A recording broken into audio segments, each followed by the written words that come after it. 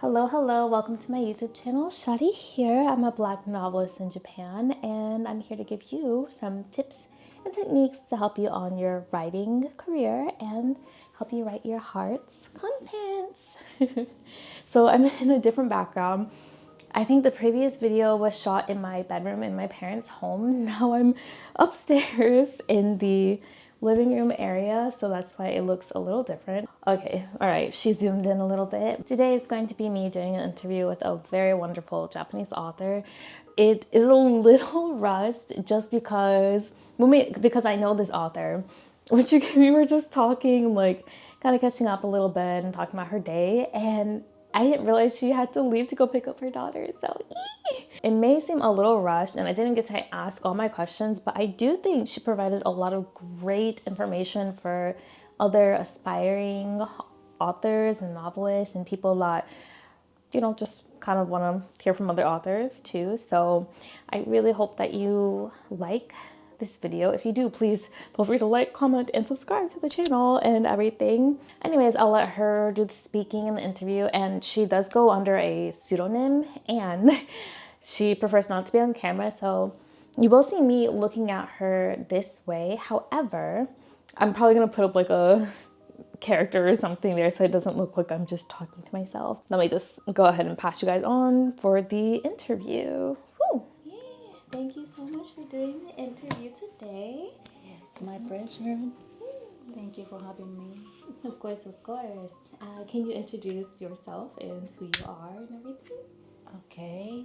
My name is, actually my pen name is Aoi Uno. And I'm born in Kobe City in Hyogo Prefecture. Kobe City is a port city which has a very diverse atmosphere and open and international. And raising in the town influenced my thoughts or even my writing style, I think. And I started my career as a novelist in 2022. With my first book named Repezen Haha in Japanese. If roughly translated in English, it's like rep, motherhood, something like that. Yes. Yeah, it's a kind of family story mixed with hip-hop culture. First, I want to hear a little bit more about you. Yes. So you were kind of a nomad before, right? You traveled a lot before recently, no? You traveled Yes. before. Yes.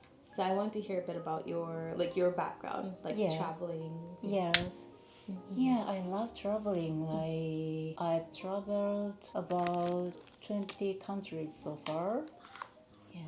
It's amazing. Do you have a favorite one? Favorite one? It's hard to say, but I lived in Indonesia for 1 year when I was a student. I studied Indonesian language. Yes, I kind of like Indonesia especially. Would you say that traveling influenced your writing at all? Well, I think so. Yeah, but it influenced my sense. I love to write about a sense of freedom that human can have.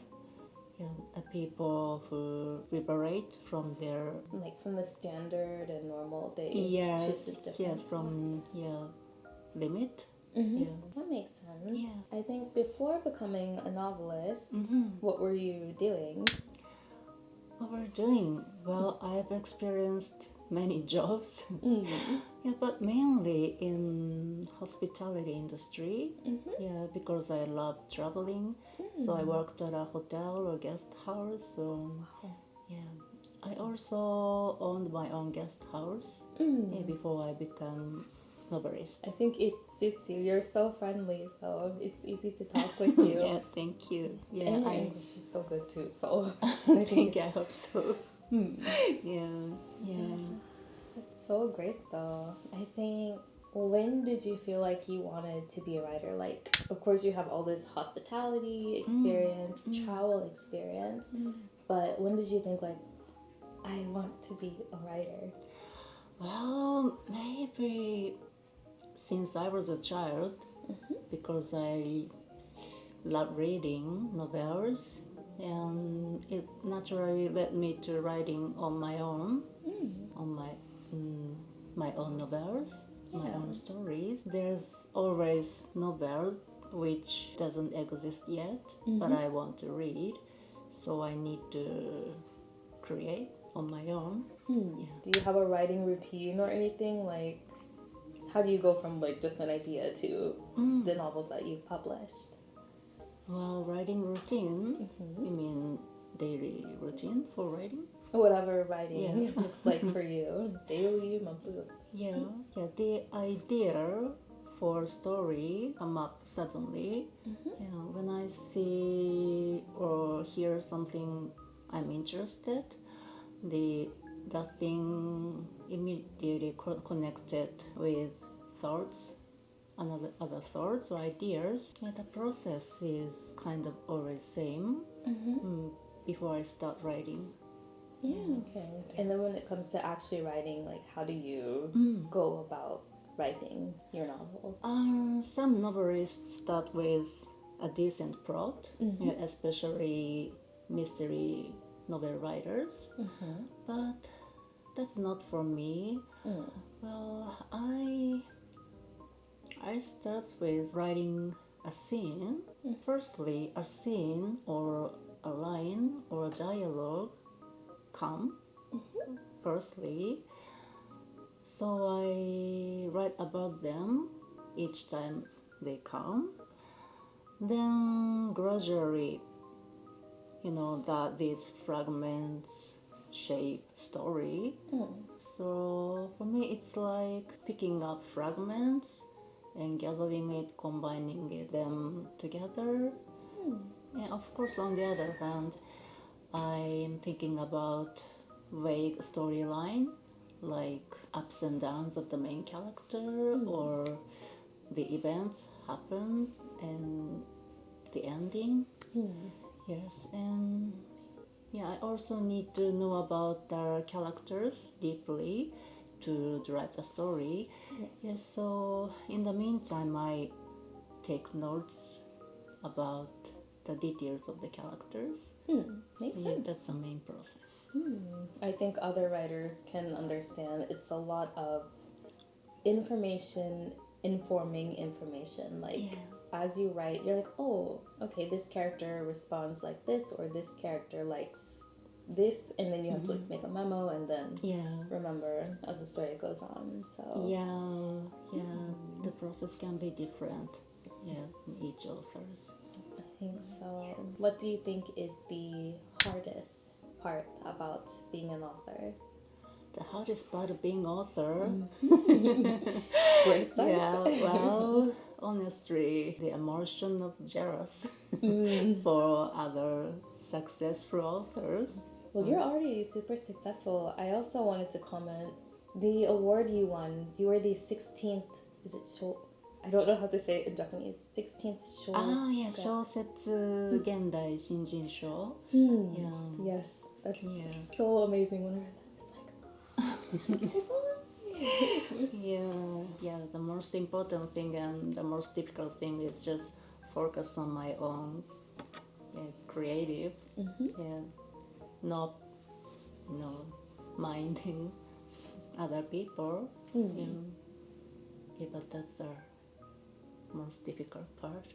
I completely agree. I think it's tough, but also like the more you just focus on your own writing, it becomes easier. That's right. I want to ask you a little bit about your work, the works you've done. I know you wrote Kitchen Therapy. Yes. Can you tell us a little bit about that? Yes. My second book named Kitchen Therapy. The story was about people who heal themselves through cooking. And the book was translated in Korean and will be in Russian. Okay. Not English.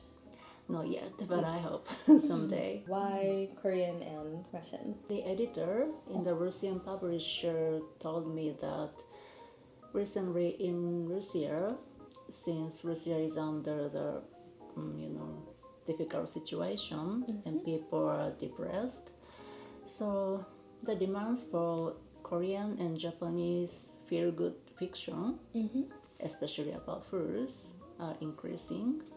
Yeah, so it's kind of match the trend. Do you find that kitchens and like things like that are your therapy, kind of like cooking and everything is therapeutic for you? So what do you think about it? Yeah, in the first place, cooking was my hobby, and I found a lot of things through cooking. And all acts or movements for cooking, it's there can be symbolize, something in life always. So yeah, it was natural to me to connect cooking with the stories. And I just want to ask for myself. So I know before we talked about butter. Yes. I started reading Butter, and I wanted to hear your thoughts about like how they use food in butter. What do you think about it? Well, it was a while back I read the book. It was more than 7 years ago or so. I can't remember the details. Yeah, the author Asako Yuzuki always describe about foods or cooking. Yeah, and I can sense that she is very into it.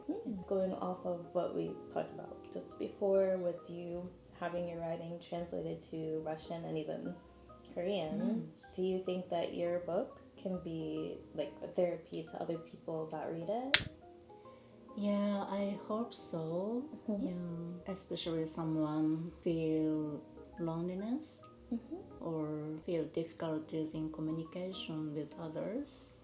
Yeah, I want people like that read the book, Kitchen Therapy. For some Russian people Yeah. that have no idea about Japanese culture or Japanese food, they only know it through your book. Yes.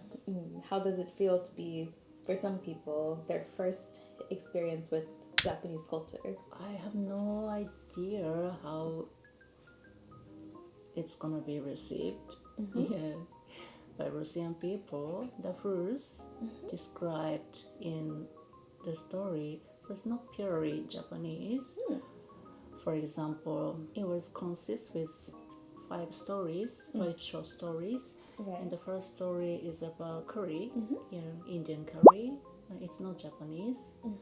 Yeah, but the main character finds himself about his life through mixing spices or many ingredients and makes it as a curry.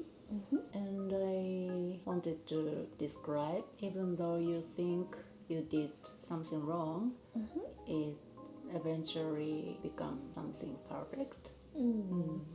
A curry. Okay. Perfect curry. Yeah. It makes sense. Yeah. So you said you went from Kobe, of course, Yes. to now we're in like a completely different rural area. Are there any like differences that have inspired you too, or your writing style? Oh, Maybe you've written in between a little bit in Kobe too. yes. Like you didn't become an author until you said 2022. Yes. But even before, maybe you've written a little bit here and there throughout your life. Yes. So, how is it like writing here, like in the rural, slower area compared to like fast-paced Kobe? Okay. I think so. The living here makes me more interested in something essential, true nature in life. But on the other hand, I sometimes feel anxious because I can't catch up latest things in cities or in big cities. Yeah. So it has pros and cons. Yeah, to live here. But you like writing here? Of course, yeah, definitely. Yeah. And then I also did want to ask really quickly about your ideas. They're so interesting. Of course, there's kitchen therapy, and then your other is the rapping grandma with her delinquent. I kind of want to call him grandson. Yeah. And then you also have your novel about the tattoo artist. Oh, okay, yeah. Those are some really like unique, special ideas. So how do you come up with them? How? I personally, I'm a fan of tattoos. Yeah, I personally have some tattoos, but sometimes in Japan it can be discriminated. Yeah, I personally experienced that kind of things. And for tattoos, they're just being professional.